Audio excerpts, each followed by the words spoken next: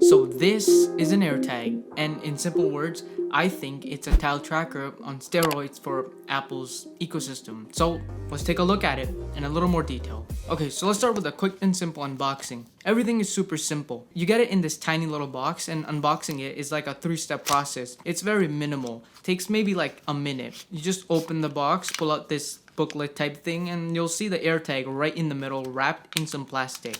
Once you take off the plastic, it makes a sound letting you know that the AirTag is turned on and it's ready to set up. To set it up, you just bring it close to your iPhone, and there it is. You're gonna get this pop-up to set up your AirTag.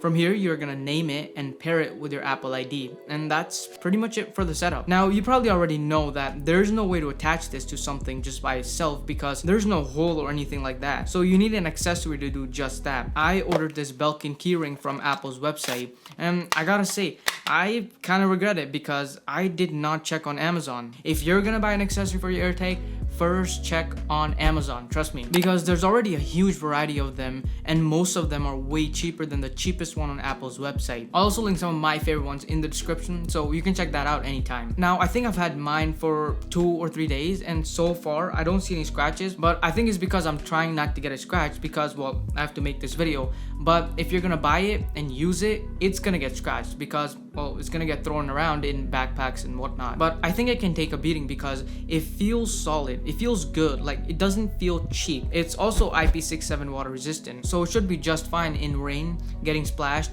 or even fully submerged in water for I think 30 minutes. Also, something I did not expect Apple to do is make the battery user replaceable. So that's really nice. According to Apple, the battery should last for about a year and then you can replace it yourself, which can be done very easily simply by pressing and twisting off the metal cover on the back. And it takes CR2032 batteries, which are pretty common. Now, what do you do if you need to find something that's not too far from you? So maybe inside your house or apartment. Well, it's very simple. So you would open the Find My app on your iPhone, go over to the Items tab, and choose the item/AirTag you want to find. Now, from here, you can either play a sound or you could experience the whole U1 precision finding feature if you have an iPhone 11 or newer.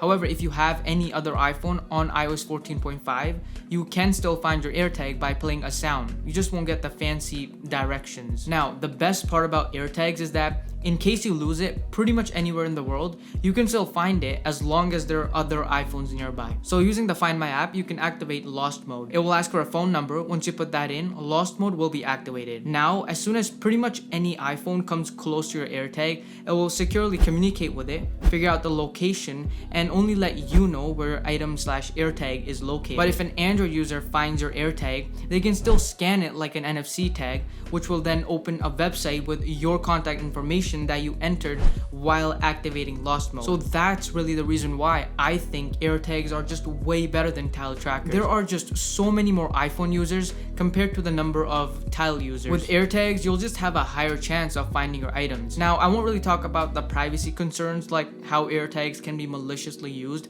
and what Apple has done to prevent that because I myself don't fully understand that. So I'm not gonna pretend to know what I'm talking about, but I will try my best to link an article or website that talks a little more about that. But that's pretty much what AirTags are. They're just trackers. They're very Apple-y because of the whole accessories sold separately situation, but also because they're very simple and minimal, which I really like. They work very well within Apple's ecosystem. So if you're a part of that, well, these are made for you. So if you were looking for some kind of trackers, these are the ones to get if you have an iPhone. But that's all for this video. If you found it helpful, please like it and subscribe. And I'll see you later.